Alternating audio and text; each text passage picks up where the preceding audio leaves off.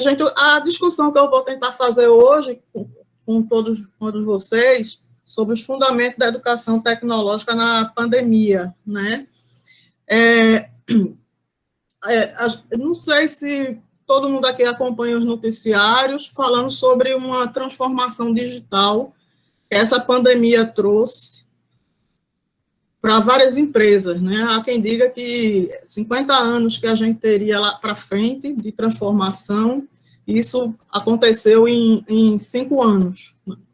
Várias redes de lojas, varejos passaram para online, as compras passaram para online, shoppings inteiros passaram para o modo online, e começou a haver uma discussão com relação à possibilidade das próprias universidades, principalmente as universidades americanas e as universidades europeias, que são universidades que você paga, né, a um percentual que vem do aluno, passarem por essa transformação digital e também utilizar de recursos de inteligência artificial, de recursos de Big Data, né, e passar uma parte de sua operação para o online.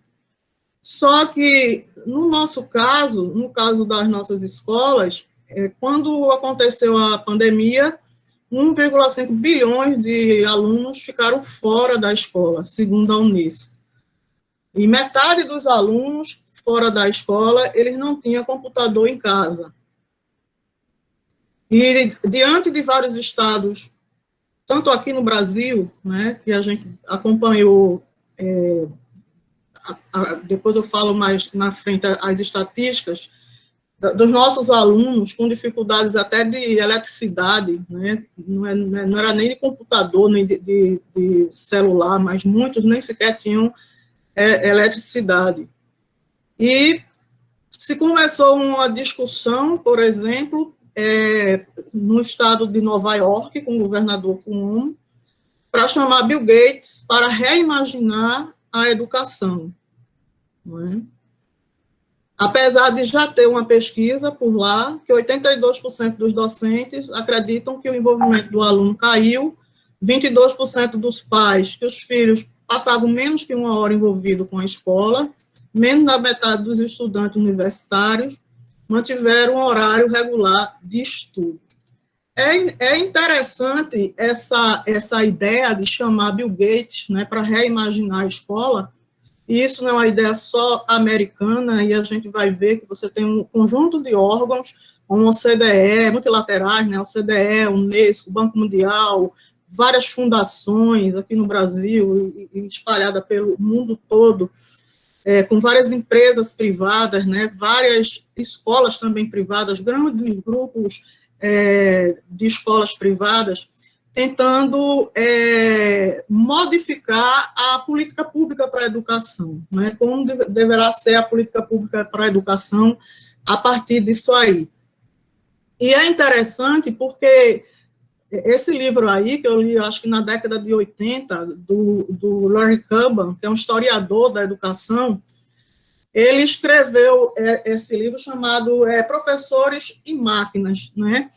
E eram, desde 1920, com a quantidade de vezes que a gente tentou colocar a tecnologia na educação.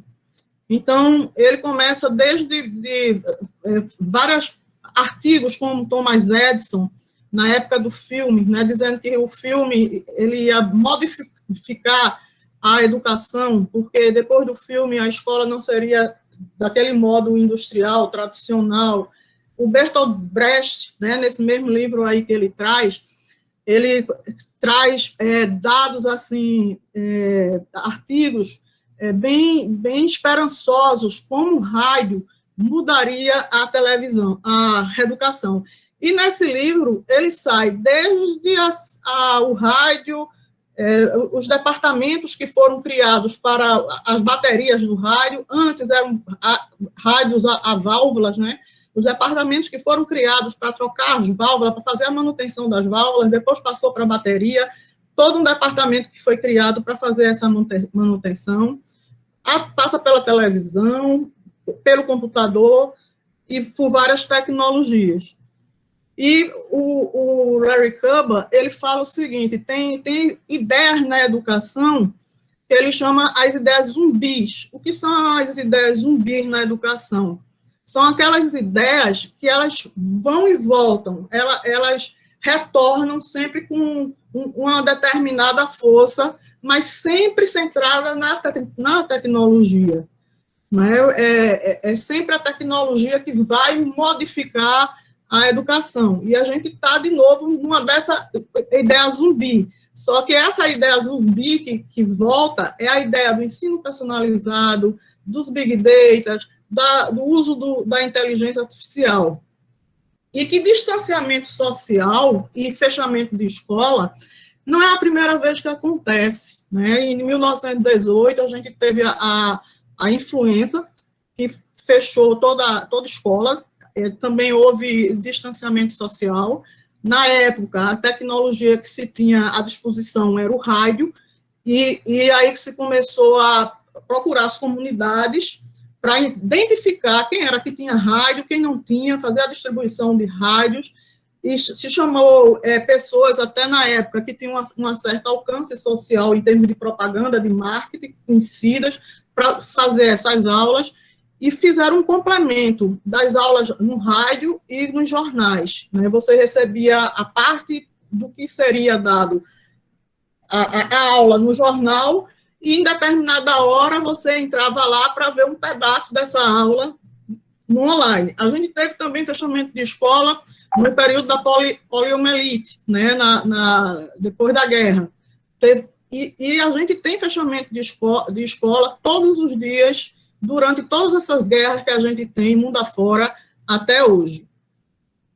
E aí, esse comunicado que saiu na imprensa, certo, de educação personalizada, é um comunicado de 1972, que já dizia assim: os objetivos do sistema são permitir ao aluno o domínio do conteúdo instrucional, a taxas de aprendizado individuais e garantir o envolvimento ativo do aluno no processo de aprendizagem. A gente está falando de 1972, com os sistemas de educação personalizado. A tecnologia, o programa de treinamento, é a técnica de gerenciamento, e a técnica fornece ao professor ferramentas para avaliação, medição de domínio e técnicas de gerenciamento específico. Né? Seria o sonho. E é interessante que a gente já tem vários desses experimentos. Né? A OutSchool, por exemplo, que é uma rede de escolas que está lá no Vale do Silício, ela é uma plataforma, esse camarada, ele era um dos donos do Google, leu 2 livros de educação, um deles foi aquele do bem, esqueci o sobrenome dele, que a escola acaba com a criatividade, leu esse livro, leu um outro também falando da educação do futuro, e resolveu investir em educação. E aí chamou alguns engenheiros para construir uma plataforma. Né? Começou com escolas na Califórnia, umas escolas lá em Nova York, e o aluno pagaria 26 mil para estudar nessas escolas. Então, era um misto de uma plataforma de software, uma startup, né, que a gente escuta hoje, um discurso muito forte que as escolas deveriam ser startup, que os professores são os que atrapalham a educação, e eu escuto isso dia sim, dia não, né, que é bom a gente construir uma plataforma com inteligência artificial para dar um bypass no professor, porque o professor é que, quando faz essa mediação, atrapalha a aprendizagem, e escola. Né? Nessa pandemia, as edtechs, elas têm crescido bastante, né? É um mercado de trilhões, principalmente pelos unicórnios, né? Aquelas empresas que você investe 1 bilhão na Ásia e nos Estados Unidos. O Zuckerberg e a esposa dele tem uma fundação chamada Zuckerberg, investiu aí 174 milhões, e eles construíram umas escolas físicas, mas aí, como eles não pensaram, de fato, nas escolas, eles pensaram na plataforma de aprendizagem, começaram a ter problemas.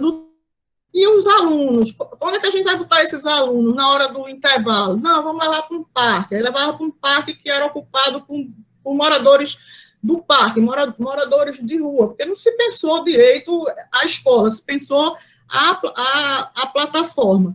E, atualmente, ele chega à conclusão, ele fechou algumas unidades dessa escola e diz que o que vai vender mesmo é a plataforma de software para ensino. E todos eles estão vendo uma grande oportunidade em passar a escola. Né? Você tem uma escola que eles falam que é uma escola burocratizada, cheia de regras, etc., e agora, com essa pandemia, eles podem entrar em contato diretamente com os pais, com as famílias, e vender os aplicativos, softwares que ajudam as crianças nesse processo de aprendizagem. Isso aí está a Auto School, e são vários experimentos. Tem a High Tech High também, que é uma outra.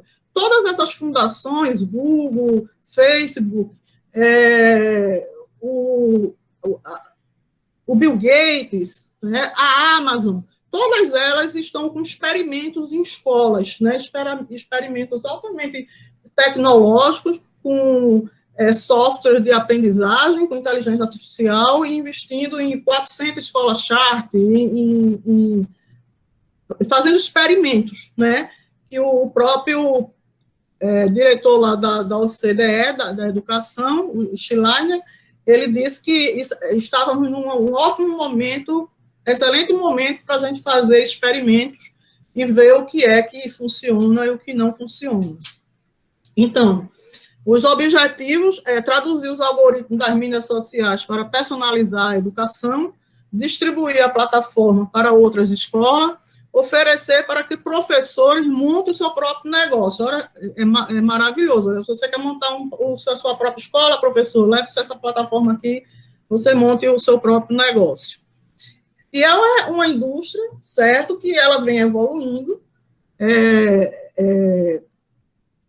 e fazendo a comercialização da educação, que eu chamo, e alguns estudiosos chamam, como Ben Williams e Anna Hogan, de centrífuga, né? Você tira o foco da escola e passa para outros ambientes, principalmente para dentro das famílias.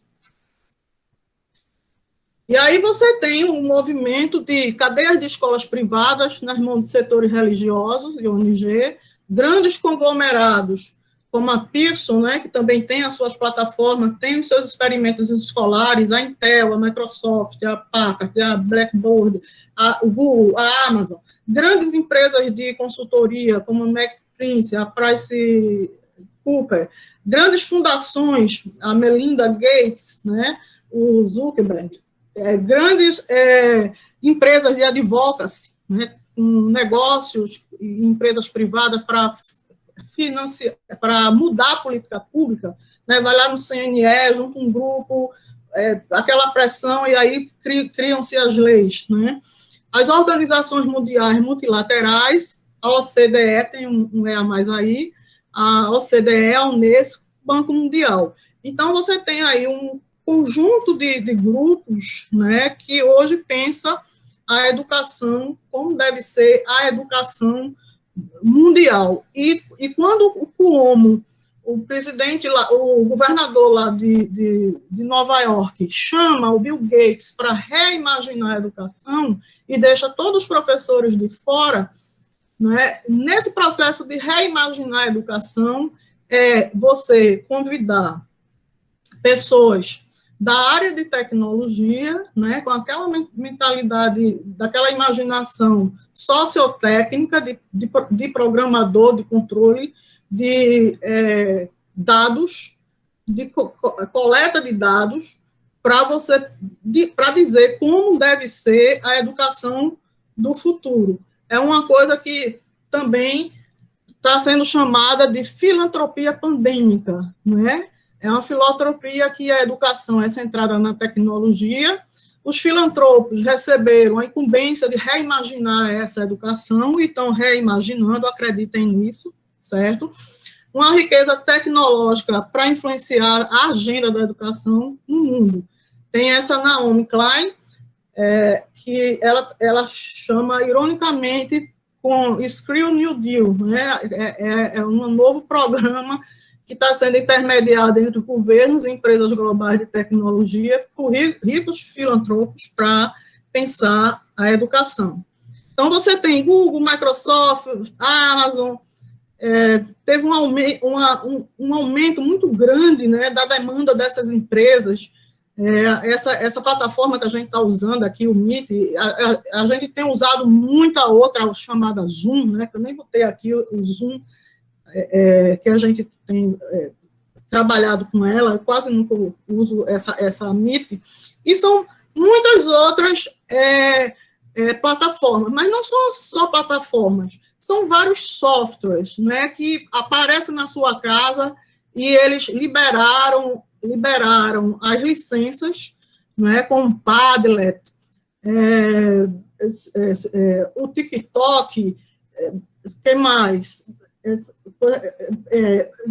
Quiz, né, software para fazer quiz, software de apresentação, o Peer Deck, vários softwares desse que os pais e as famílias e as escolas estão usando para facilitar esse processo de aprendizagem, mas que quando você baixa na sua máquina, você dá a ele a liberdade de vasculhar todas as suas pastas, todos os seus e-mails, todo o seu computador. Se você for ler a licença, vem dizendo exatamente assim: você vai usar isso aqui, mas a gente vai mexer no seu Google Drive, no seu Gmail, no seu computador, e tem acesso a dados. Todas essas empresas aí, elas têm um ouro, né? O petróleo dessas empresas aí se chama dados.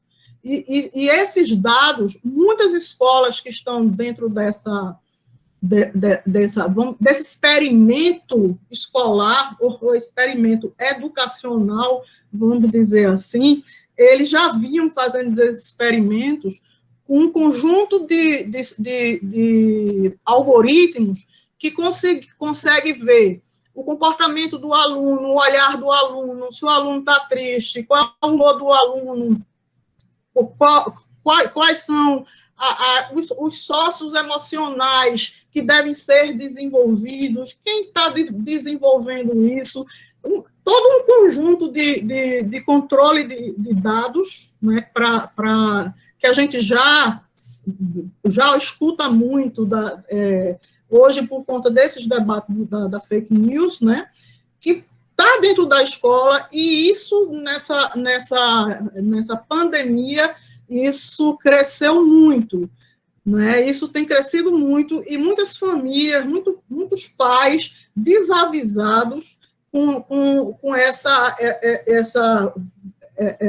festa, né? Essa farra de informações individuais, a ponto de você, de acordo com a informação que você tem do seu filho, indicar um determinado produto para ele comprar, indicar um determinado livro para ele ler, um determinado filme, né?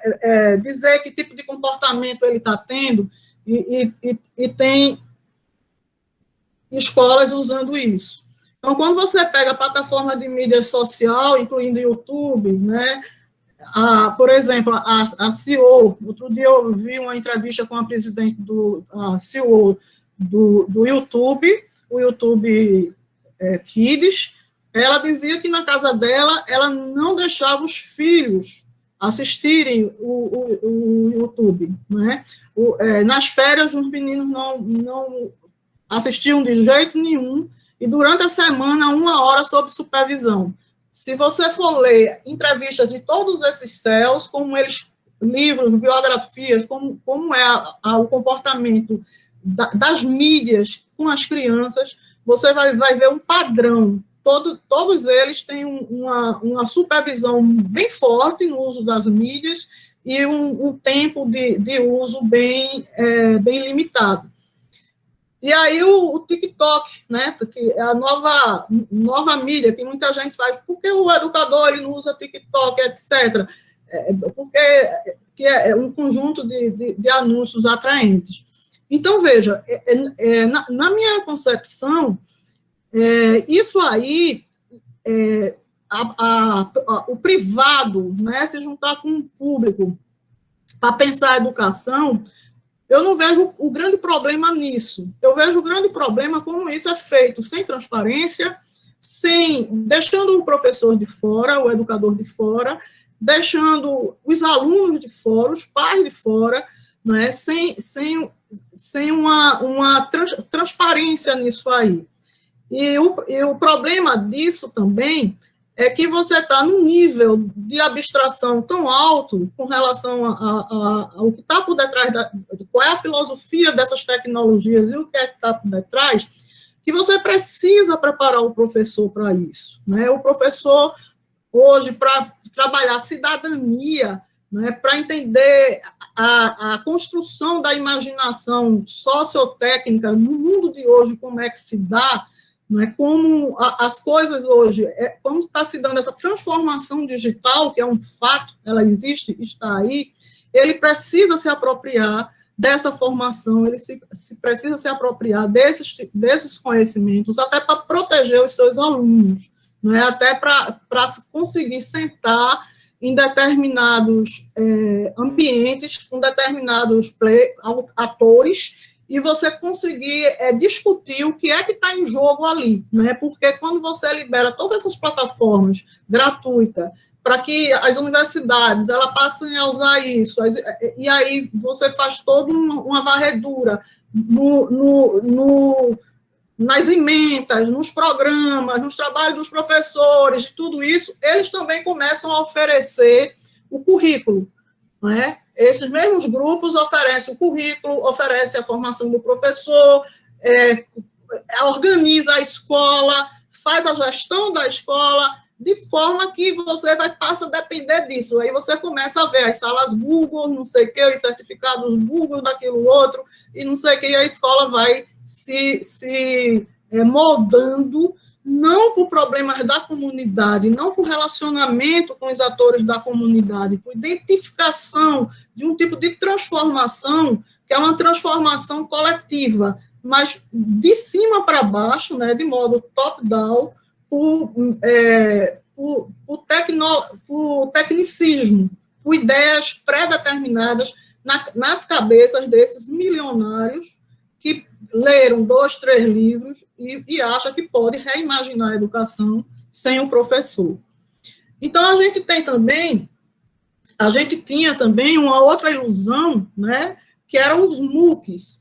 Quando começaram a aparecer, aí disseram, não, a gente vai pegar os MOOCs, vai ser a grande democratização da educação, todo mundo vai ter acesso, não precisa de prédio, a gente vai precisar de universidade de argamassa, de tijolo, a gente vai precisar de conexão. E aí, os MOOCs, Harvard, Stanford, MIT, né? Só que, agora, em julho desse ano, esse pesquisador chamado Just Reich, em julho, ele escreveu esse artigo aí, que eu botei uma referência aí embaixo. Ele pegou... passou 2 anos e meio pesquisando, pegou 250 cursos desse MOOCs, com 250 mil participantes, e ele conseguiu construir esse dado aí. Vocês percebam que quanto mais desenvolvido é o país, mais as pessoas elas conseguem terminar esses cursos, ela tem mais facilidade de terminar esses cursos. Né? É como se fosse a lei de São Mateus, o rio correndo para o mar. E quanto mais pobres são os países, menos chance ele tem de usufruir, vamos dizer assim, dessa vantagem de se estudar em casa, de se estudar sozinho, de procurar o que vai aprender, de procurar com suas motivações, porque também a educação hoje, ela meio que se resume à parte da psicologia e da informática, né? Você tem que... A educação se resumiu à aprendizagem, né? A aprendizagem é comportamento, é evidências, dados, e por aí vai, autorregulação, motivação, interesse, ficou muito aspecto do psicologismo na educação. E aí ele fez várias mudanças para ver como interferia, como é que ele podia fazer para que os alunos que eram menos favorecidos pudessem aprender mais, foi mudando em algumas variáveis, controlando outra, e ele chegou à conclusão que a única coisa que fazia diferença, de fato, para que aquelas pessoas que tinham dificuldade de aprender era o contexto, era a interferência no contexto, né? Que é uma coisa que a gente, como educador, a gente já sabe disso, isso já é uma ciência estabelecida há anos, há séculos, né? Que o contexto ele faz diferença nas relações entre as pessoas, entre os objetos, entre os artefatos. E aí um outro discurso que também é meio mito, né, é o discurso das metodologias ativas. É claro que com todos os anos que a gente tem de psicologia da aprendizagem, a gente não vai negar o papel ativo do aluno, né, na aprendizagem.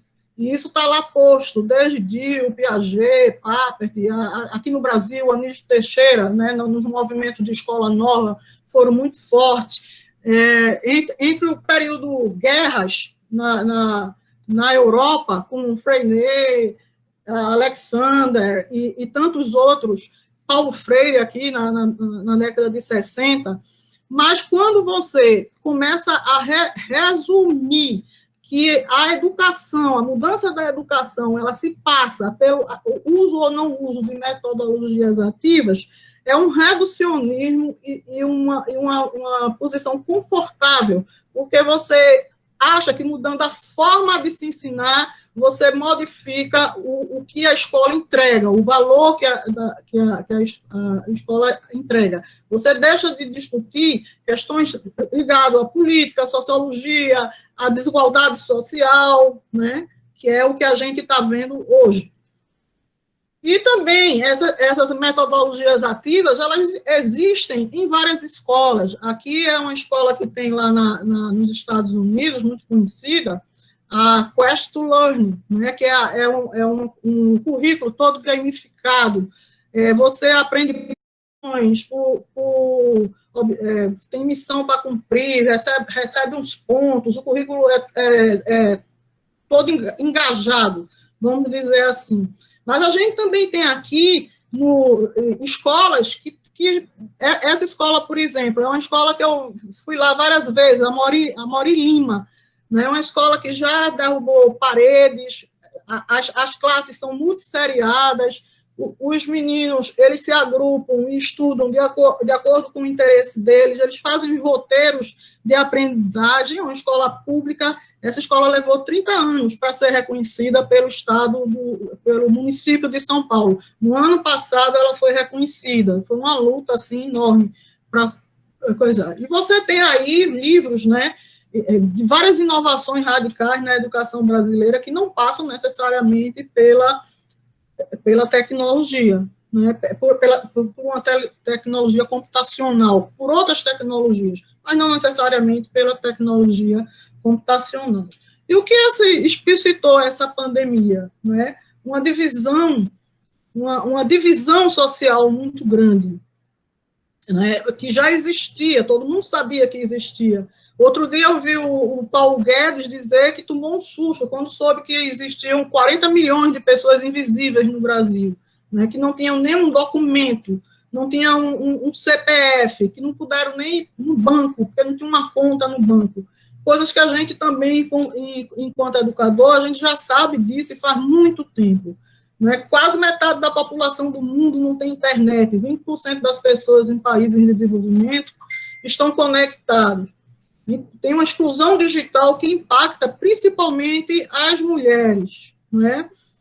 E que a gente já sabe, desde o relatório Coleman, que foi um relatório extenso que saiu na década de 60 nos Estados Unidos, e até as férias de alunos de escolas públicas, quando eles passam um mês longe das escolas, eles voltam com defasado, né? Porque há uma divisão entre a social forte também entre as famílias. Um estudante que tem uma família estruturada, que tem recursos, que tem um adulto ali, a gente vai lá para Vygotsky, né, que tem um adulto ali com condições de elaborar os projetos dele, organizar aquelas ideias dele, eles, durante um mês, no convívio, na socialização com esse adulto, ele tem um tipo de diferencial maior do que os alunos que vivem nas famílias defasadas. Então, para a nossa comunidade, para nossos alunos, né, que estão sem escola, que estão longe das escolas, dependente de como eles estejam, há pesquisas aí dizendo que vai ser uma defasagem de pelo menos um ano. Né? E essa defasagem de pelo menos um ano, ele tem CEP, né? Ele tem endereço, ele tem cor, ele tem renda, ele é localizado. Né? A gente tem um programa que a gente acompanha de jogos, que é online. Nesse período de pandemia, era possível identificar as pessoas que desistiram de acordo com o endereço, lá nos Estados Unidos, né, de acordo com o endereço delas, pelo CEP delas. Então, essa divisão, esse gap, né, essa divisão digital, é uma divisão que, é claro que a tecnologia não passou, não é de agora, mas ela acentua, né, ela acentua fortemente. Quanto mais você coloca esses instrumentos nas mãos de quem sabe o que fazer com eles, mais você vai aumentando essa divisão social. Aqui no Brasil, a gente viu que os alunos sem internet, merenda, lugar para estudar, vários estados, alguns estados foram atrás dos alunos, fizeram busca ativa. Outros estados, a gente tem várias experiências positivas, certo, para dizer. Falta política pública para a gente compartilhar essas experiências, no que deu certo com o uso de WhatsApp, onde deu certo com rádio, onde deu certo enviando material impresso para casa, onde deu certo com a conjunção de tecnologias, né, com uma convergência, o rádio, mais o jornal, mas cada estado se virou, né? Porque a gente não tem um núcleo, a gente não tem tem o SUS, né? Que faz essa única de saúde, a gente tem aquela parte da assistência social, mas a gente não tem essa coisa da educação para fazer essa coisa dessa unidade de pensar a educação, de ter pensado essa educação de forma mais coletiva, pegando os bons exemplos, onde estão as inovações, que a gente tem Acre, Piauí, Pernambuco, Ceará, Espírito Santo, vários locais aí, cidades de interiores daqui de Pernambuco, que podem servir de exemplo de como se saiu disso aí. Então, a gente teve desafios até de famílias sem eletricidade, né, principalmente no norte, famílias sem sequer ter eletricidade. A gente tem 48 milhões de alunos na escola básica, 20 milhões de domicílios sem internet, e 50% dessa está na classe C e D. Mas só que a escola, né, uma coisa que a gente precisa, tomara que a gente tenha aprendido, que a escola não é só um lugar de aprendizagem. A gente tem um discurso de resumir a escola, reduzir a escola a um lugar que se tem ensino-aprendizagem, ou reduzir a escola à sala de aula, como se fosse a sala de aula. Muita gente aprendeu que a escola ela é uma uma instituição social que ela cumpre outras funções, né, que a gente percebeu aí, a função social, a função de educar as crianças enquanto as famílias trabalham, a função de receber crianças, acolher crianças vítimas de abuso sexual, vítimas de violência, com pessoas extremamente fragilizadas do ponto de vista psicológico, passando fome. Então, a escola é um lugar muito mais amplo do que o ensino e a aprendizagem. O que muitas dessas indústrias aí estão tentando fazer, quando vai reimaginar a educação, é reduzir a educação a algoritmos para ver se a pessoa aprendeu ou não aprendeu, ensinou ou não ensinou. Na verdade, é uma tentativa de acabar com a escola, né? Considerar a escola como sendo um lugar onde você gasta muito dinheiro, certo? E ela não tem dado os resultados que ela promete dar.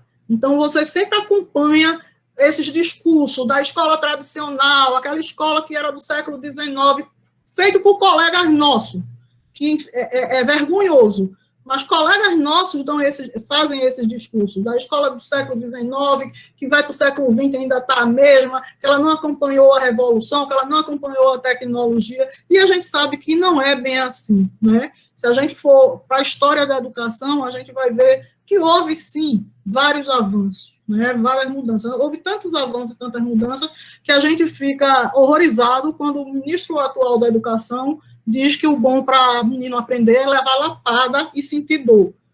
O processo de aprendizagem é inconectado, as pessoas interagem com ferramentas, objetos, compartilhadas. Então, transformação digital não é só tecnologia, né? Vai passar por formação docente, por uma cultura de inovação, quer experimentar, tolerância à falha, colaboração, e pessoas. Não tem transformação digital sem investimento nas pessoas, no salário, na formação, para que elas consigam identificar quem são os sujeitos de aprendizagem, como eles são definidos, por que eles aprendem, o que os faz fazer o esforço, o que eles aprendem, como eles aprendem. E que as perguntas de aprendizagem, elas não podem ser esvaziadas de perguntas de natureza política, ética, filosófica e sociológica.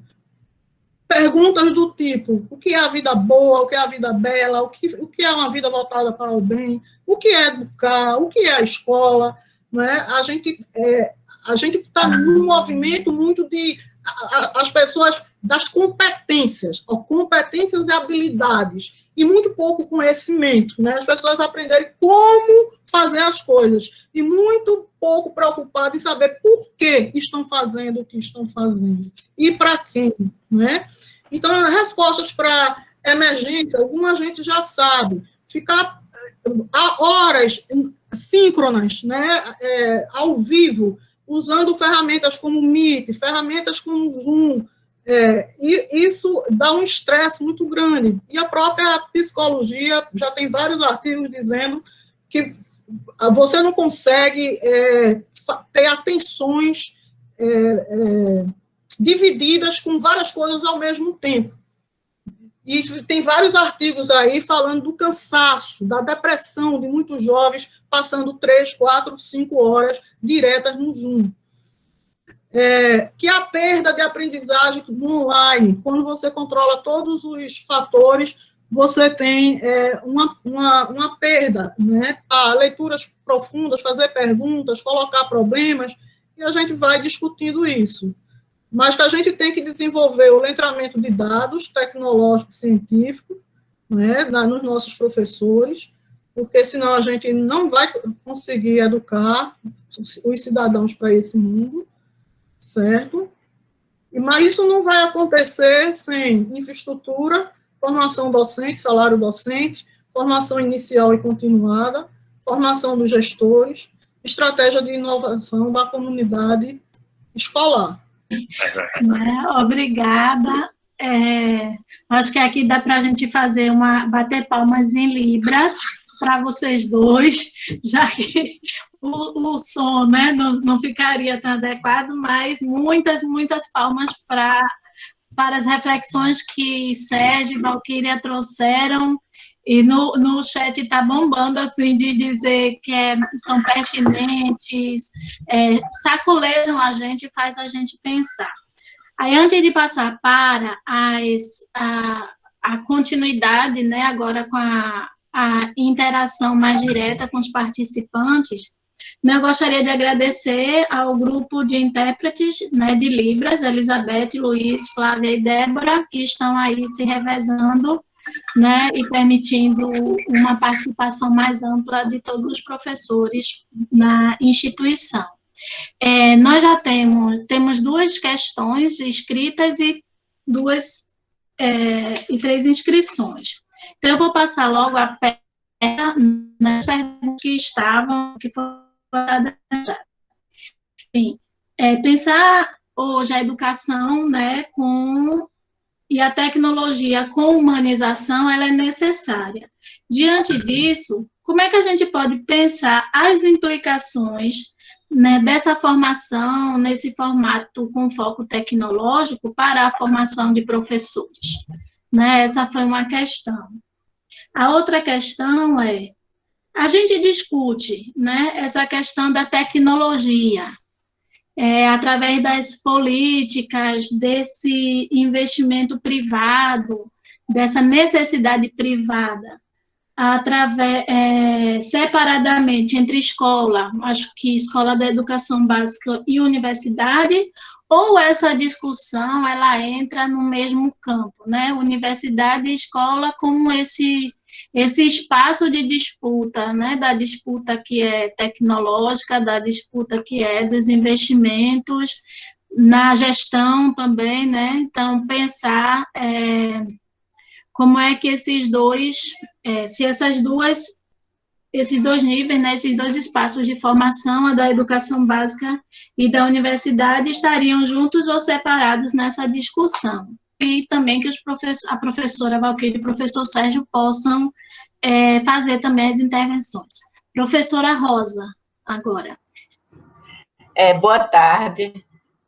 A minha pergunta é um pouco menos complexa, bem direta, é para a professora Valquíria. A professora Valquíria mencionou a questão da segurança dos dados. Aí a minha pergunta é a seguinte, é uma dúvida que surgiu na época que a universidade assinou o G Suite e a gente aderiu à plataforma, né, essa plataforma, muitos colegas meus ficaram preocupados, né, com a questão da segurança, a gente passar a usar um e-mail da plataforma Google e depois vem o Google Drive, etc.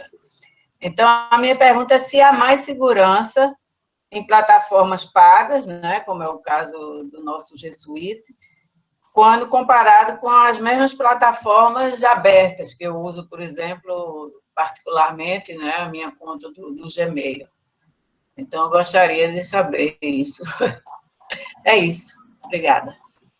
Obrigada, professora Rosa. A professora Conceição Carrilho. E aí, na professora Conceição, a gente encerra essa parte, né? E aí os professores respondem, depois a gente continua fazendo inscrição para o próximo bloco. Bem, não é nem pergunta, é mais assim, me colocar em relação às falas dos 2 palestrantes, não é? Primeiramente, parabenizar, que foram bastante esclarecedoras, tanto a de Valquíria quanto a de Sérgio, né? Eu acho que nós tivemos, assim, muito cuidado e escolhemos as pessoas certas, né? Para trazer, para apresentar. Principalmente o que Valquíria traz, eu acho que ela fala de tecnologia, né, trazendo o contexto, a maneira crítica, né, assim, o social, principalmente a questão humana e a preocupação com a aprendizagem, porque a gente vê muita coisa falando de tecnologia, mas numa perspectiva de colocar as tecnologias sem a preocupação de pensar o humano, né, a aprendizagem. E os pontos que ela trouxe foi bem interessante. E Sérgio também, o que ele pontua, e o colega que me antecedeu, quando ele trouxe algumas questões, né, e quando nós pensamos esses ciclos de debate, eu falo, o NUFOP, a preocupação é justamente com a formação e a atualização e a melhoria da prática docente dos professores, porque nós, professores, quando entramos na universidade, o concurso é para ser professor. Claro que aí a gente entra para a pesquisa e muitos são engenheiros, dentistas, né? E precisam dessa parte, como ele bem colocou, né? Matemático, bacharel, agora não veio o nome. Bacharel, não.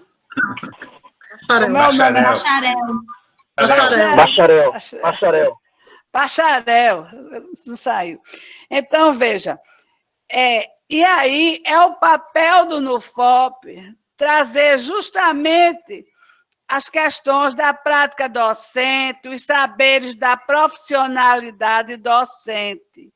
E eu acho que o que Valquíria e Sérgio traz hoje, justamente da forma... Eu fiquei encantada com o que ela trouxe, o que o Sérgio trouxe, porque é uma área que eu não tenho tantos conhecimentos, me fiquei com pena, sabe? Eu olhei para a Orquídea, e se eu estivesse no teu lugar, jamais eu teria interrompido, sabe, Orquídea?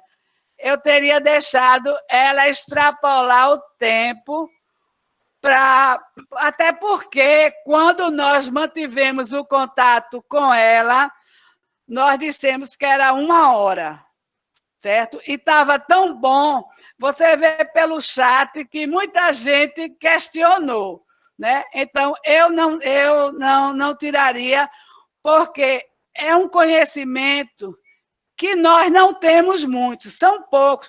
Nós não somos do Edumatec, não é, Sérgio? São poucos os que são.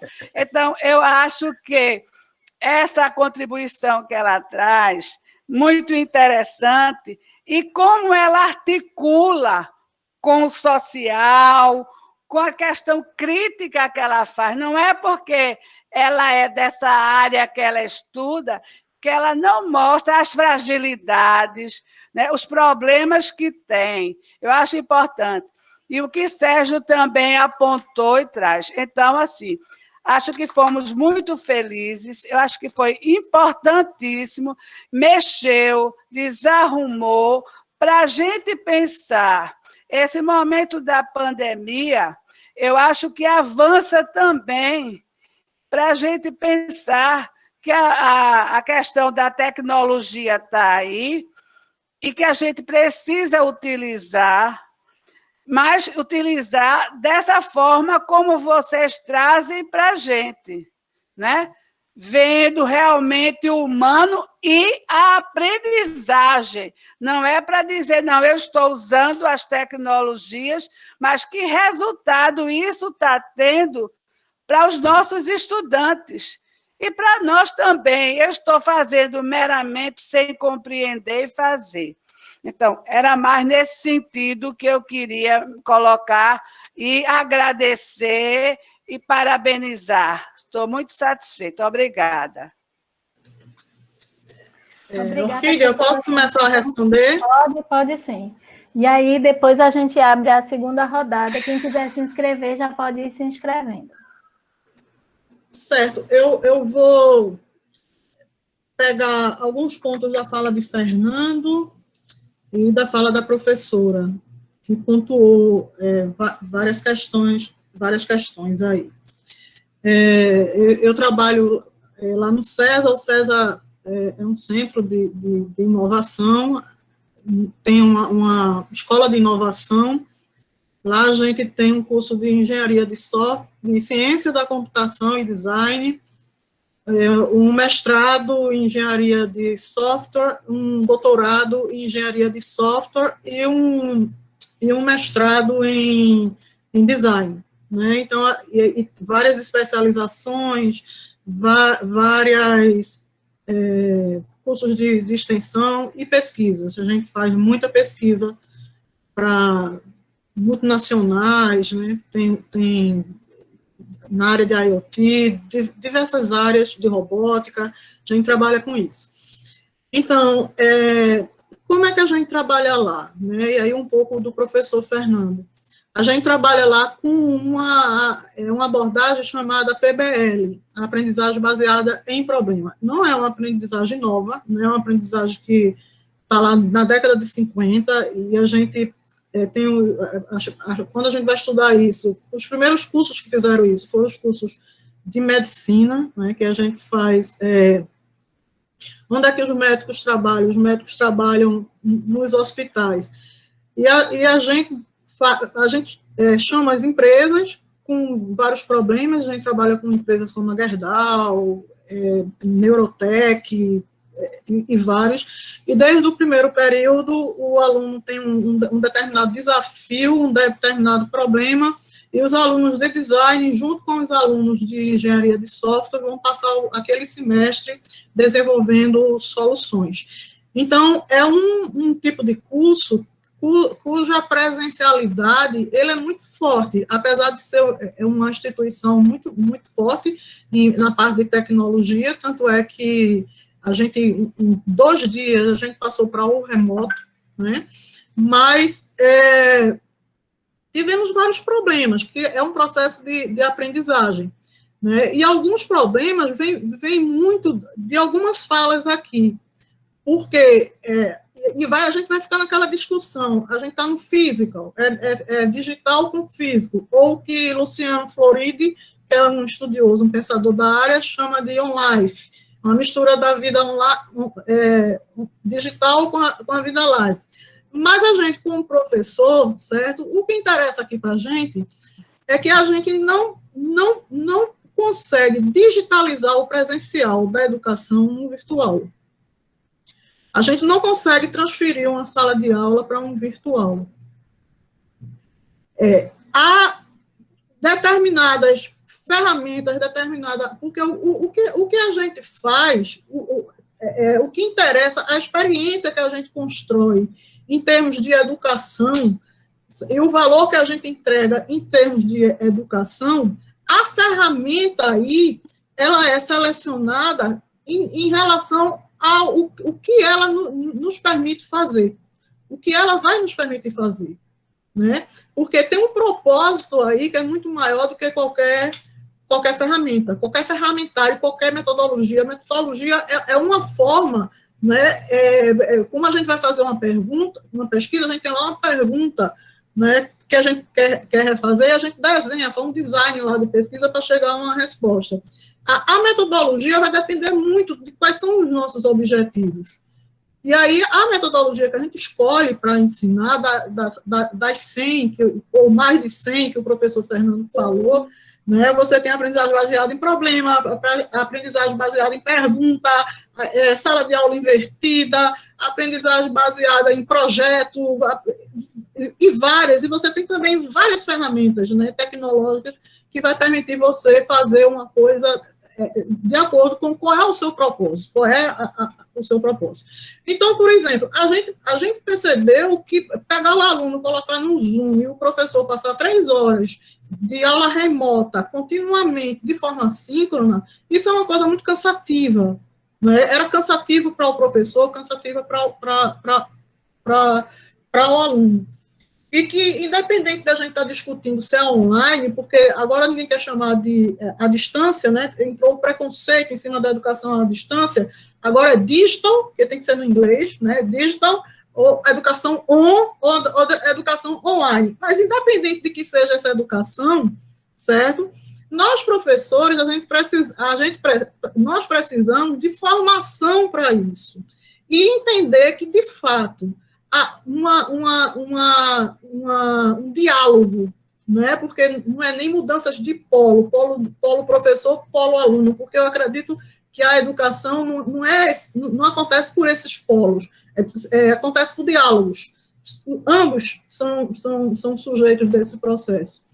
E o que vai facilitar esse diálogo, o que vai facilitar com que a gente tenha esse propósito, vai depender, aí sim, é uma escolha do professor, né? O professor ele vai escolher qual é a melhor metodologia para que ele alcance os propósitos de aprendizagem, de educação que ele tem, e quais são as ferramentas. E dentro dessas, quais são as ferramentas, a gente, enquanto professor, a gente precisa selecionar essas ferramentas, sabendo, sim, dos riscos e dos perigos, que essas tecnologias, elas não são neutras. Não existe almoço grátis dentro dessas empresas, certo? Se você está tendo alguma coisa grátis, você está sendo jantado ou está sendo almoçado. Você está dando alguma coisa aí em troca, né?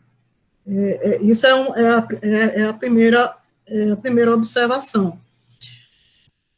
E eu passei um ano fazendo pós-doc na Finlândia e pude acompanhar lá a educação. Você tem lá uma coisa que é o seguinte: as escolas e os professores, eles têm autonomia para construir o currículo deles, né?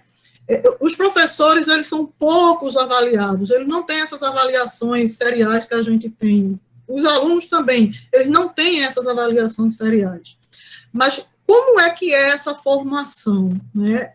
Se a gente perguntar qual é o lugar do aluno para um estudante, o lugar do aluno na formação do professor para um estudante finlandês é dentro das salas de aula.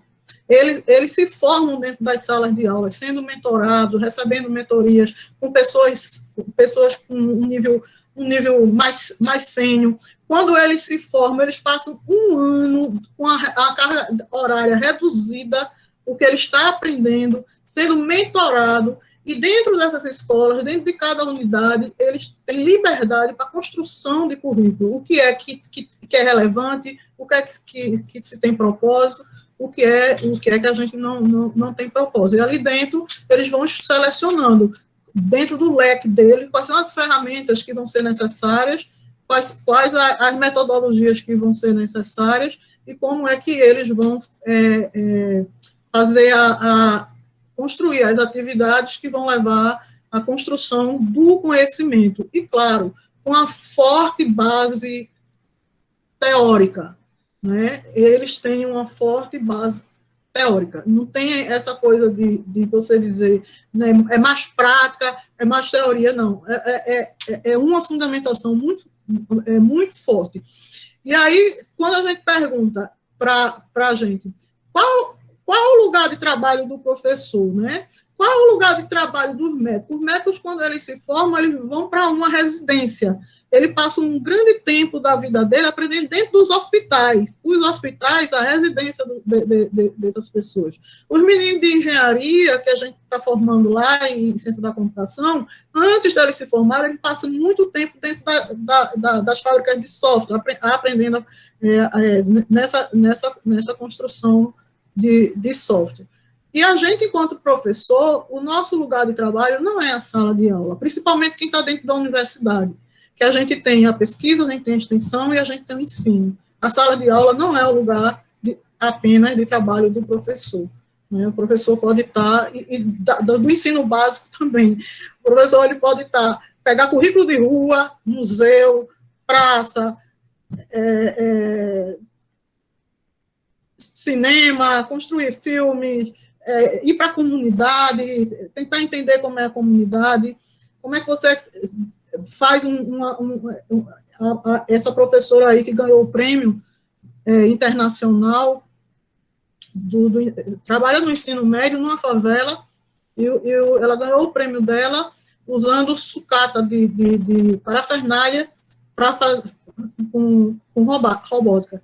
Então, a gente tem vários locais de trabalho, a gente tem várias aprendizagens, a gente precisa ter um processo mais de intersetorialidade, né, com a saúde, principalmente nesses tempos de pandemia, com saúde, com assistência social, com a comunidade, para a gente fazer desses espaços os nossos espaços de ensino e aprendizagem. Professor Sérgio? Vocês me ouvem? Eu tive um probleminha aqui tecnológico. Olha, então tá bom. Tá joia, tá joia. Veja, acho que estão aparecendo questões muito fortes para nós, né? E é interessante que... De onde é que está vindo isso, então? Ela está vindo dessa conjunção, vamos chamar assim, de uma situação pandêmica e pandemônica, correto? Mas também de uma forte presença dessas tecnologias na nossa sociedade. Então, essa conjunção, ela está nos levando a isso. E eu acho que a gente tem que ter clareza desse momento. Volto a insistir com vocês, para mim, essa pandemia não vai somente ser uma gripe, não é, né?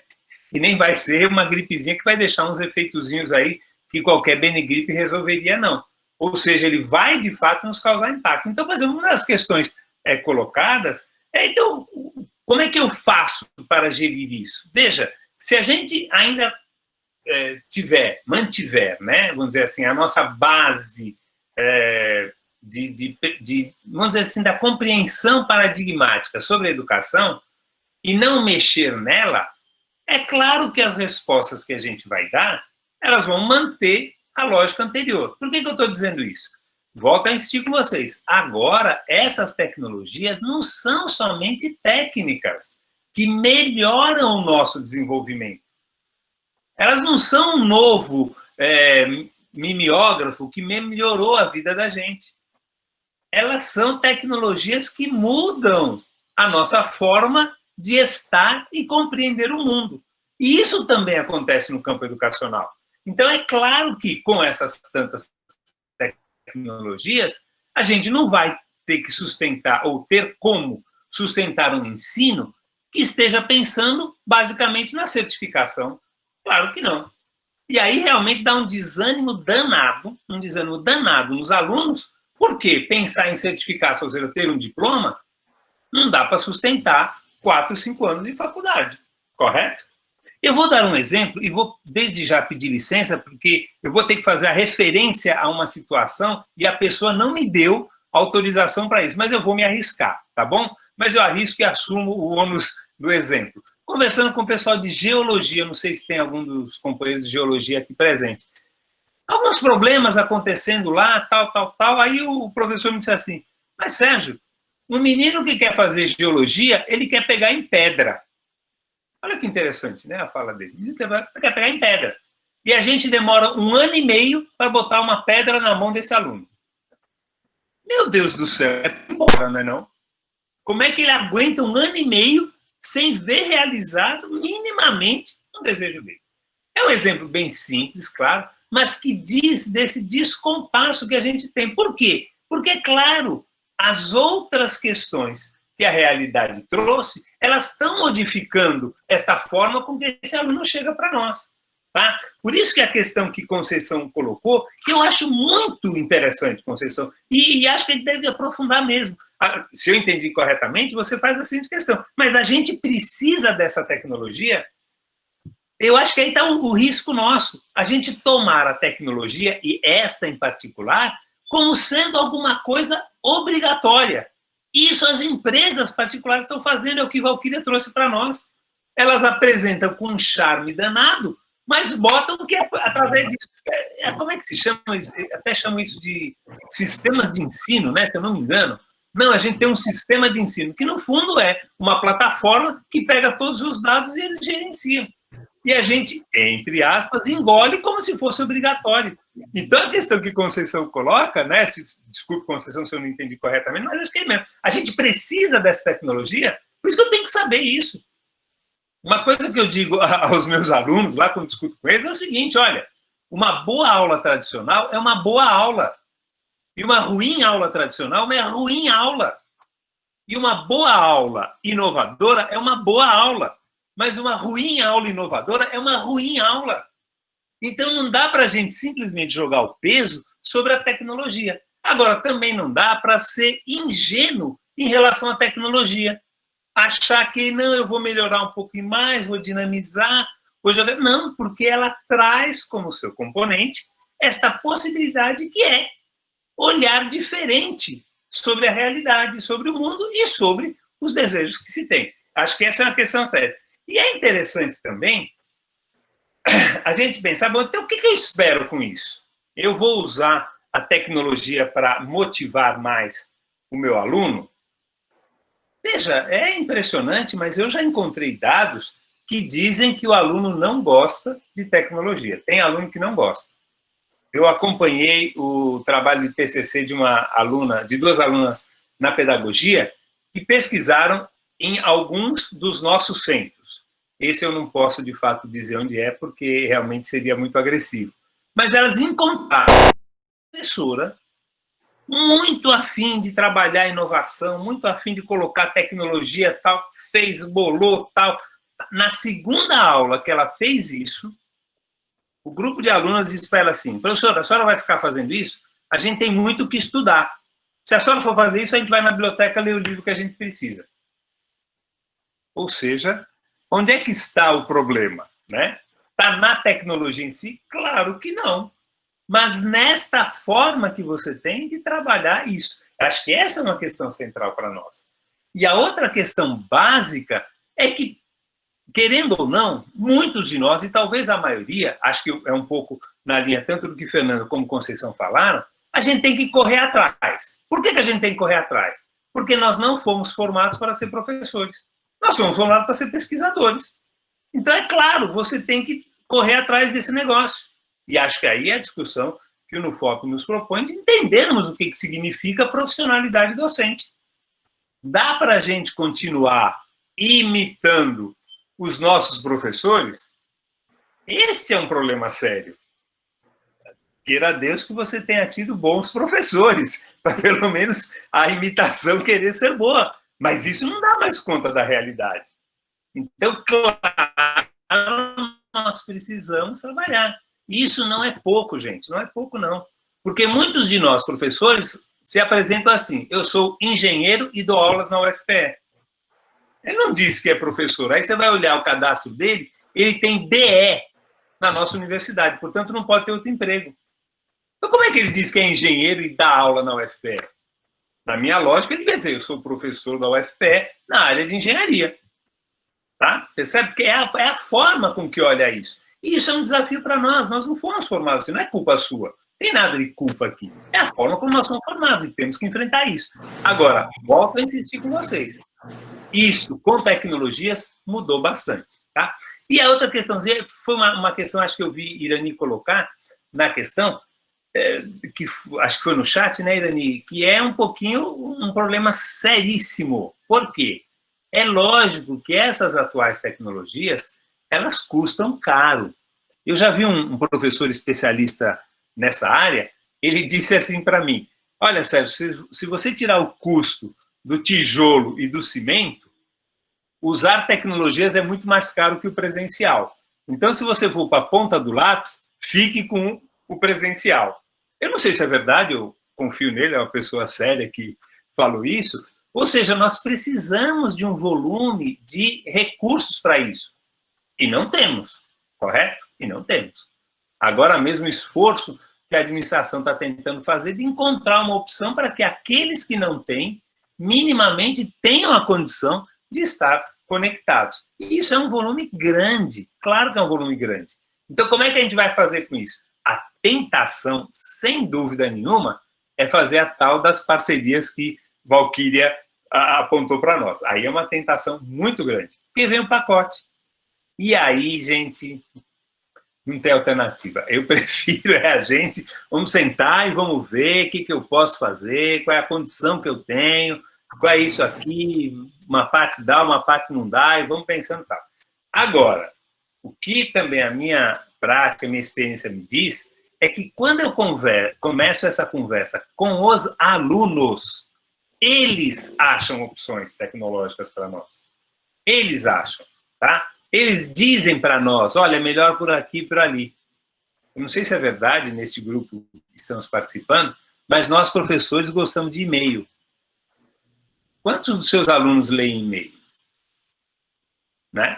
Ah, não, nós gostamos de Facebook. Facebook já era, né?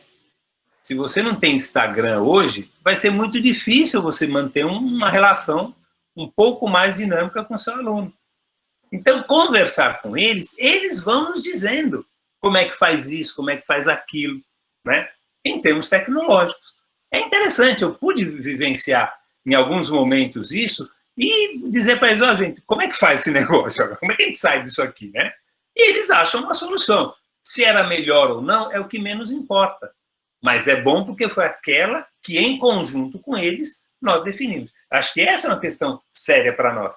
E por isso esse uso de tecnologias, ele tem um potencial exatamente o contrário do que parece que ele tem. Qual é o contrário dele? É valorizar o professor. Você, como professor, não vai precisar saber de todas as tecnologias. Eu já desisti isso há um tempo, né? Antes eu achava que eu tinha que conhecer tudo que é tecnologia, tudo que é aplicativo de produção. Não, desista desse negócio. Eu prefiro ficar com a minha filosofia e com a minha história, que são as minhas áreas de origem, né? Mas você tem que entender essa lógica acontecendo. Acho que isso é um ganho que a gente tem que ter, tá? E eu garanto, pelo menos da minha experiência e de vários professores, quanto mais a gente faz isso, mais a gente está falando. Por que ele está fazendo isso? Porque hoje o centro está na relação que você estabelece com o seu aluno. Não está nem em você, nem o aluno. Está na relação que você estabelece com ele. A hora que essa relação for bem dimensionada, equacionada, aí sim me parece que a gente dá um pulo significativo. Né? Obrigada, professor Sérgio, professora Valquíria. A gente tem ainda algumas questões que foram apresentadas no chat e a professora Janete está inscrita. Né? Então, professora Janete, pode fazer sua pergunta.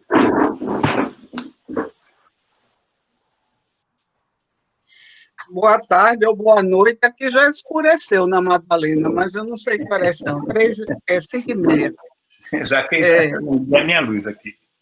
Eu quero parabenizar o debate, as apresentações foram excelentes. Um prazer ver Verônica aqui, né, que foi formada pela universidade, pelo Centro de Educação, na sua formação inicial. Né, e interessante o confronto eu não digo confronto, a forma de olhar o objeto de discussão por óticas diferenciadas ou por dimensões diferenciadas. Então, é muito interessante aqui a gente ver os posicionamentos no chat, né? São muitos, nem todos vão ter tempo de se pronunciar e se escrever, mas eu quero só fazer um comentário. Vai ser um comentário rápido. Orquídea, por favor, me controle, não tenha o menor problema de ser assim. Janete, a tarde se cale.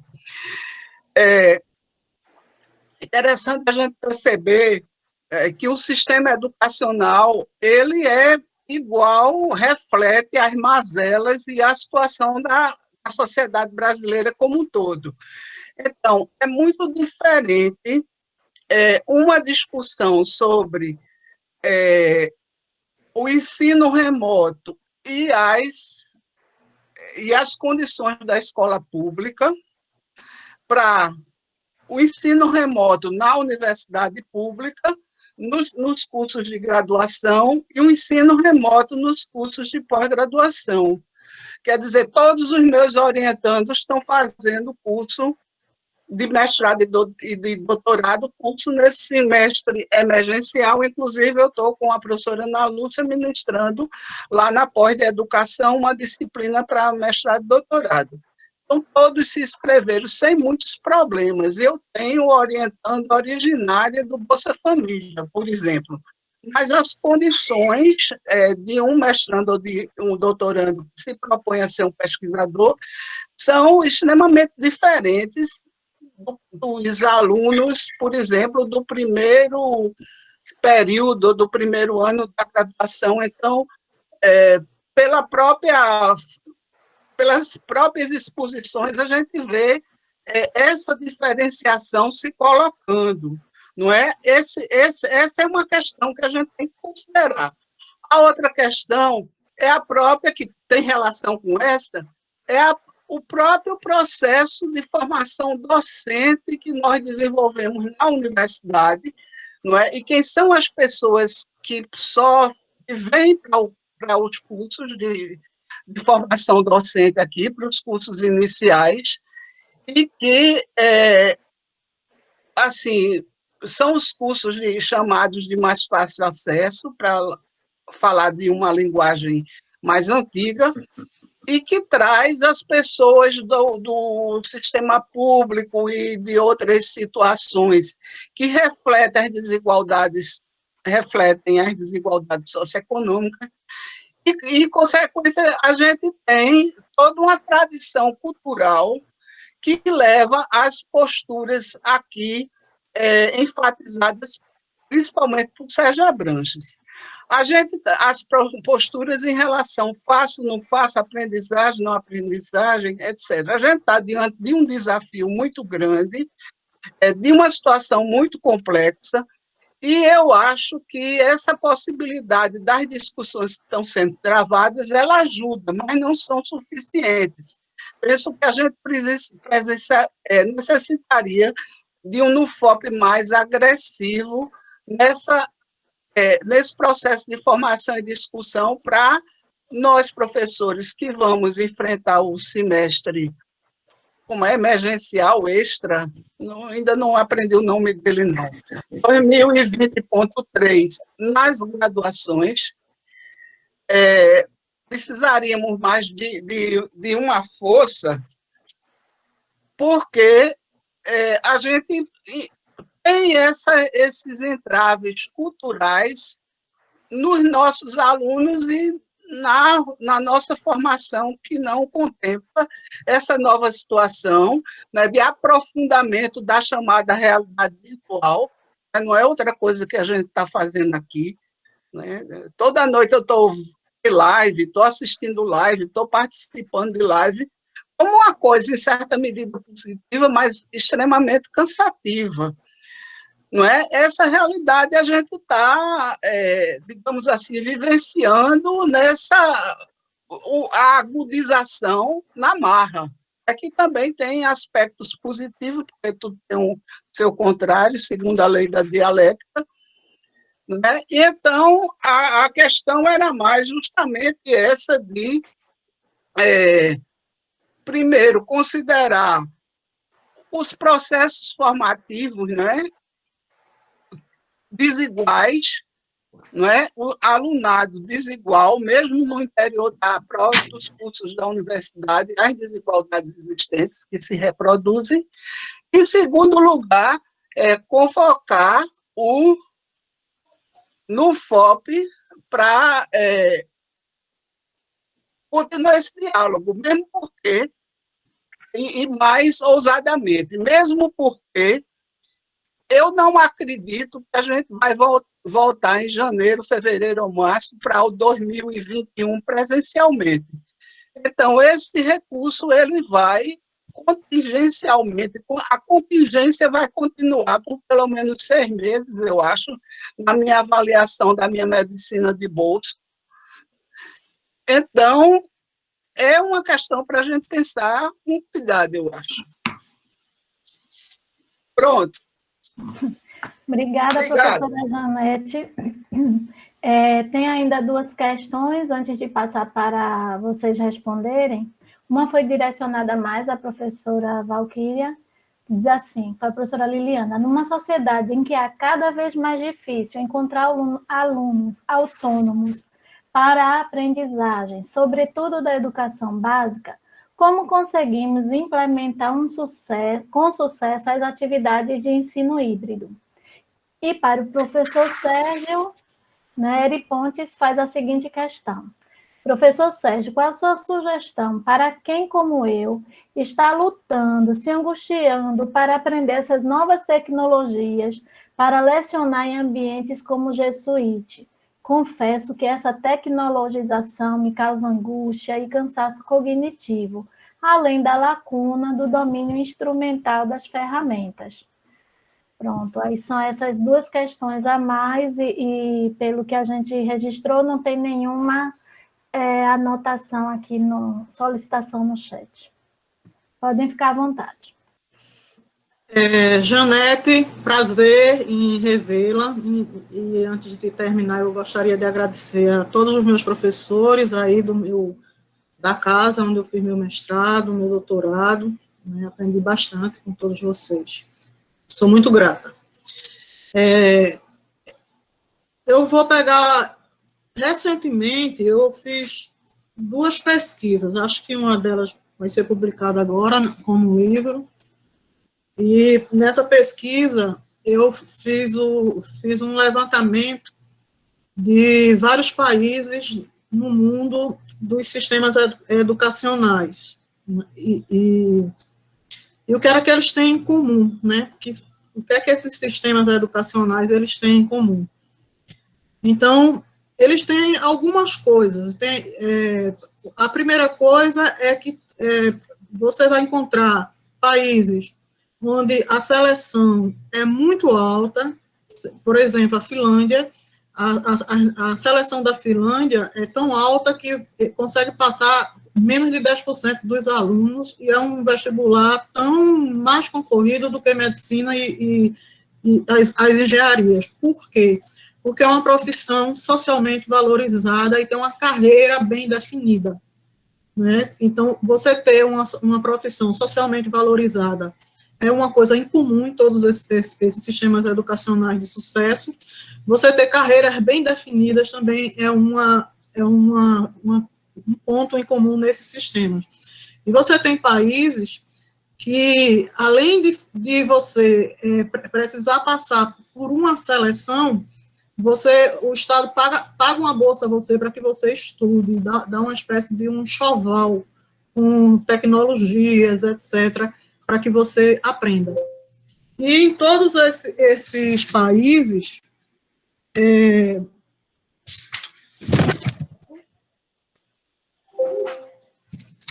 vai cair aqui. Desculpe, a bateria dizendo que vai arriar. Então, em todos esses países, você tem um salário, também digno, termina você optando por essa profissão.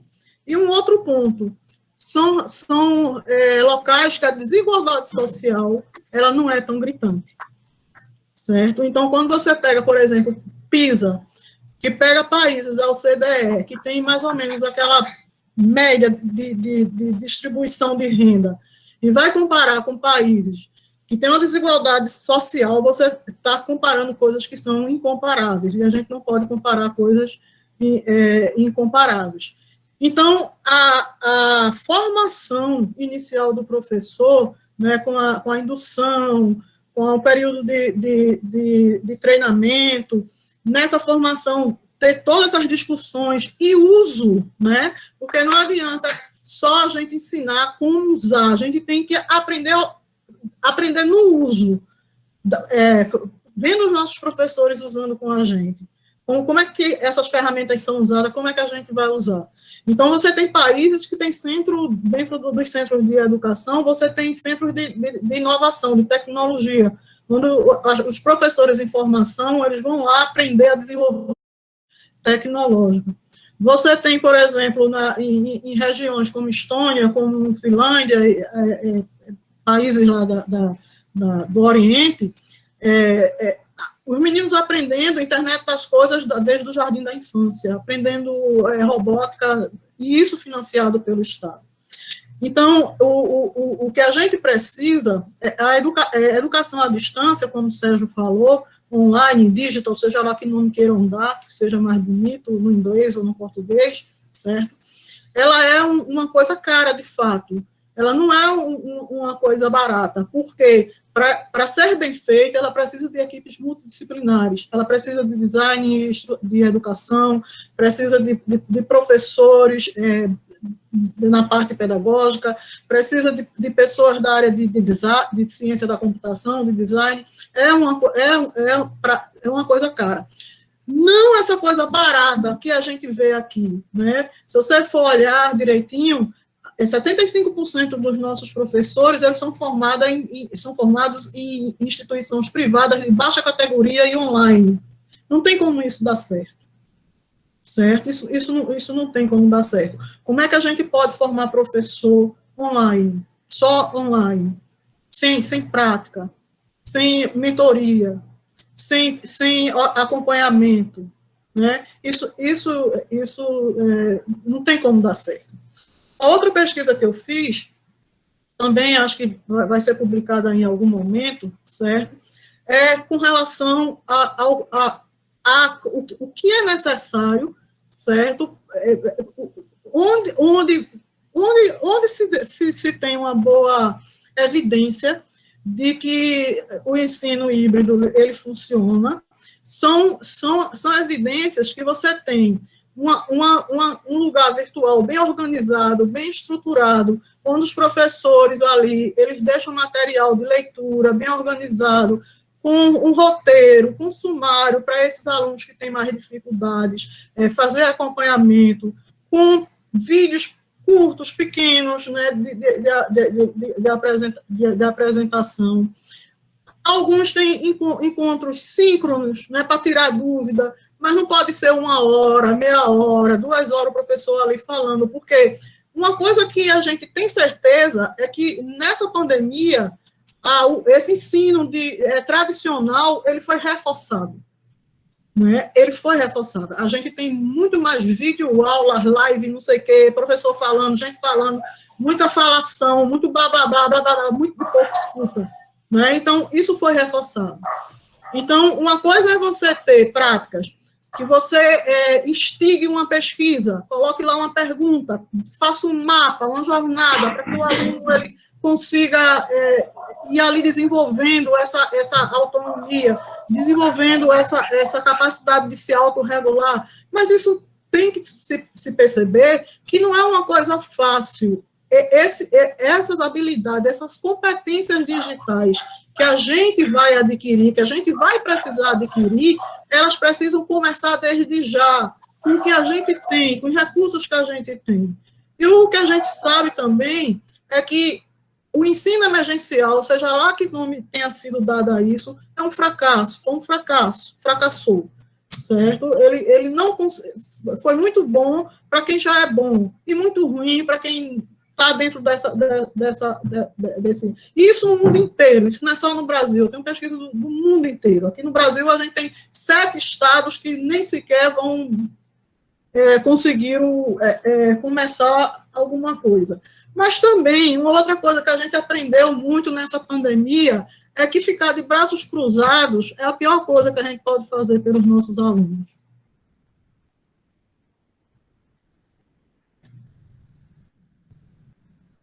Verdade. Professor Sérgio?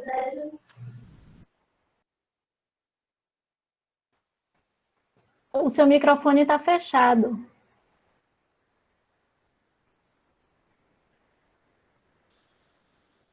Agora me ouvem, né? É porque eu estou tendo uma broncazinha tecnológica aqui, né? Porque nem Valquíria também estava tendo, eu também estava tendo com esse aqui. Então, eu peço desculpas, acho que a pessoa, eu anotei a pergunta, mas não me lembro o nome do professor ou professora, peço desculpas, tá? Mas a questão muito forte, né? Assim, eu não fui formado, eu não sou dessa área, eu não trabalho com isso, eu não mexo com isso está me agoniando. Que danado é isso, né? Se você reparar, até um dos dados que Valquíria trouxe muito importante, agora, o que está chamando, vamos chamar assim, de sala de aula, agora chama-se plataforma, né? Então, tudo está numa plataforma. Não, que danado é essa plataforma, percebe? Bom, eu acho assim, pessoalmente, foi uma pergunta bem pessoal, né? veja, eu acho que a primeira questão que a gente tem que admitir é que nós vamos errar bastante. Tá? Nós vamos errar bastante nesse negócio. Eu vou contar mesmo estando gravado, eu vou contar uma das primeiras experiências minhas que foram fora com esse negócio. Antigamente tinha aqueles bate-papos online e tal, e um professor meu me orientou, olha, vá para esses bate-papos para você entender como é que funciona. Aí peguei, entrei num bate-papo lá, escolhi por idade.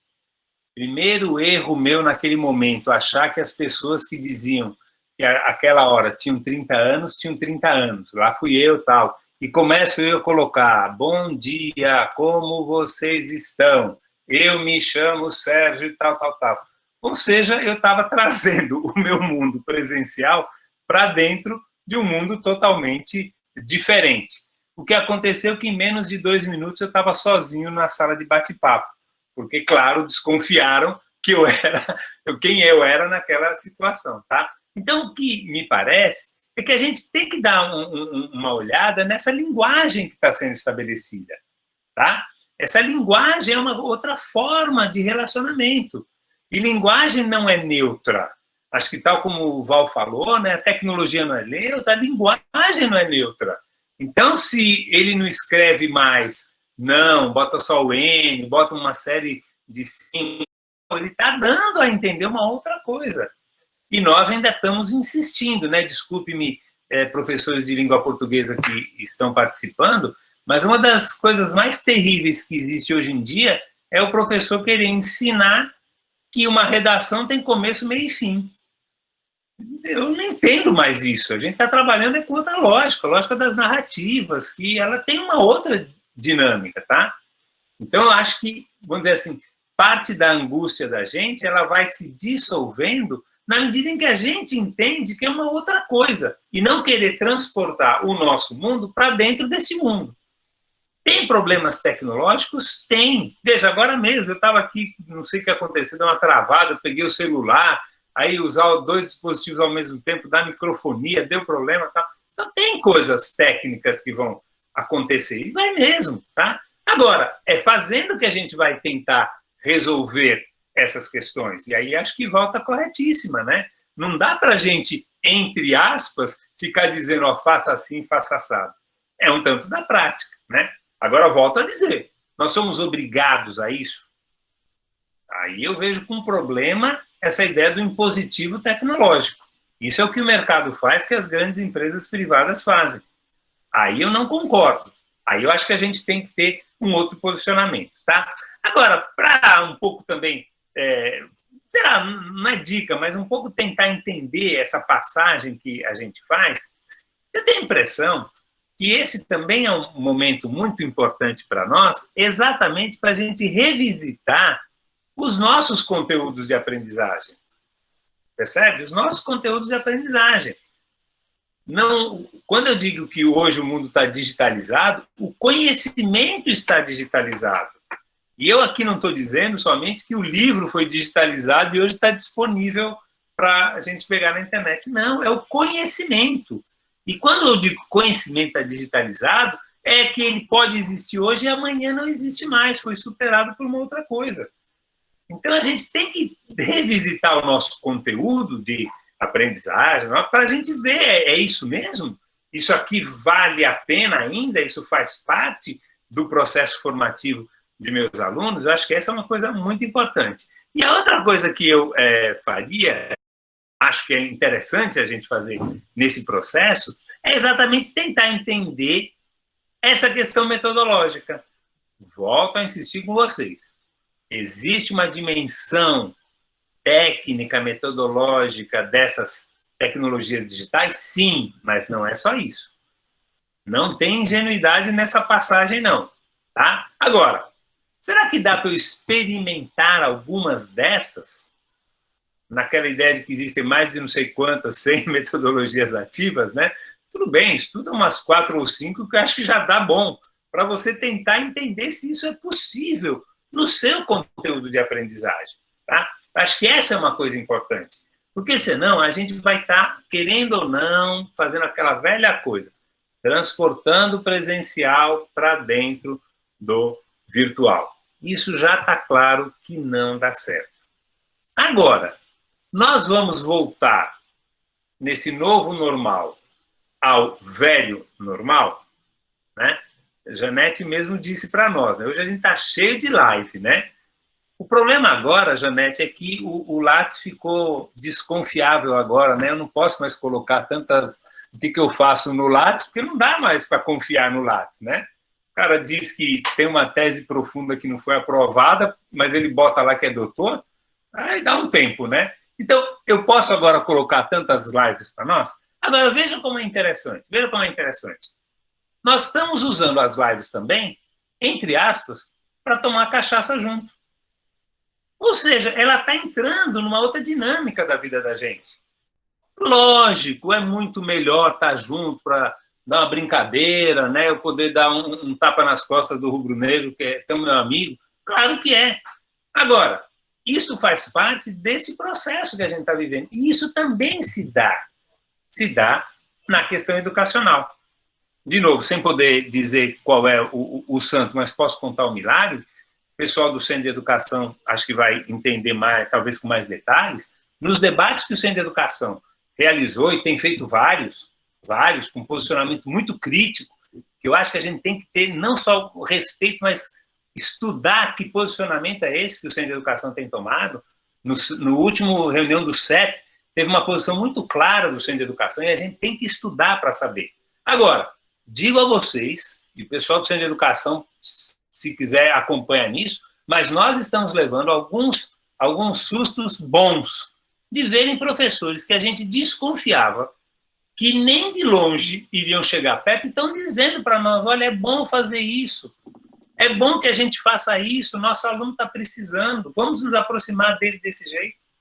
Então, isso para mim, aí eu volto naquela... Isso para mim é uma daquelas coisas assim, poxa, mas que bom. A gente está encontrando formas outras, ao usar a tecnologia, de valorizar aquilo que produz a aprendizagem, que é a minha relação com o meu aluno. Acho que essa é uma questão básica para nós. Se não for para isso, eu acho que era melhor não usar a tecnologia, não. Tá? Acho que era melhor fazer uma outra coisa. Mas se for para valorizar, buscar essas outras formas, com certeza eu acho que vale a pena sim. Tá?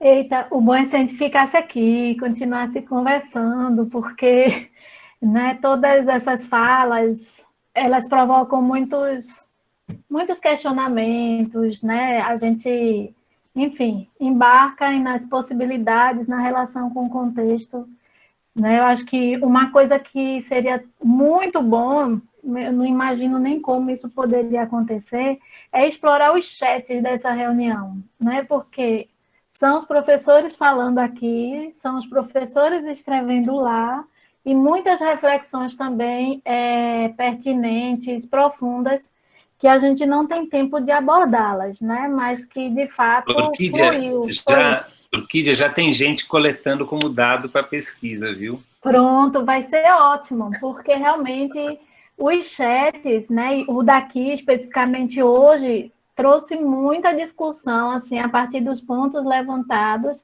que daria pano para as mangas da gente continuar aqui discutindo bastante. Tem uma professora, a professora Maria de Fátima, colocou assim, o importante é aprender sempre.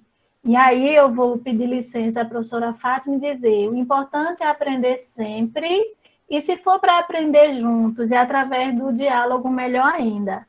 Né, juntos e dialogando sempre, né, entre professores, estudantes, técnicos e técnicas, né, então, se aprender sempre e aprender juntos, eu acho que é o momento que estamos vivendo e que essa nova forma de encontro, né, está nos permitindo, né, e que mesmo distantes, a gente consegue dialogar, né, e eu acho que esse formato nos mostra um pouco desse refazer docente, né? Que mesmo estando distante, mesmo estando sem o toque físico presencial, a gente tem outro tipo de toque, que é o de permanecer na escuta, né? E numa conversa respeitosa, com o outro, que é assim que a gente constrói, que a gente cresce e que se fortalece. Né, eu queria pedir licença e dizer assim, que eu fiquei muito feliz de reencontrar a professora Valquíria de um modo especial. Não vou revelar bem porquê, né, qual é o motivo, mas, além disso, assim, de vê-la com o mesmo entusiasmo, né, na mesma defesa por uma educação de qualidade, uma educação justa, democrática, acessível, assim, eu acho que renova as forças, né? Nos diz, está vendo, vale a pena continuar. Então, obrigada por vê-la e vê-la nesse ânimo todo, que parece estar começando agora, né? Então, foi muito bom vê-la. E aí eu deixo com vocês dois, né, a fala final, agradecendo a todas as pessoas que estiveram presentes, lembrando que o nosso próximo encontro é dia 29, acessem a página do evento, já façam a inscrição de vocês. Então, eu deixo a fala com vocês, né? Valquíria, aí para o sucesso, para encerrar.